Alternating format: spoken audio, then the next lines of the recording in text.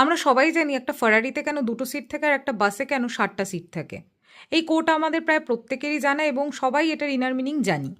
তবুও আজকে আমি এই ভিডিওতে এই কথা কেন শেয়ার করছি, কারণ এই কোটটা আজ পড়বার সময় অদ্ভুত একটা স্ট্রং ফিলিং আমায় হিট করে এবং সেই এক্সপিরিয়েন্সই আজ তোমাদের সাথে আমি শেয়ার করব।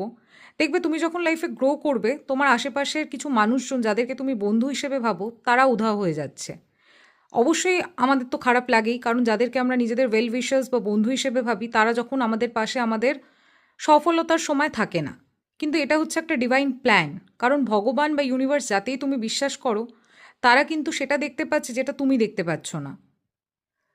দেখবে একটা বেলুন কিন্তু তখনই উঠতে পারে যখন সে হালকা হয়ে যায়।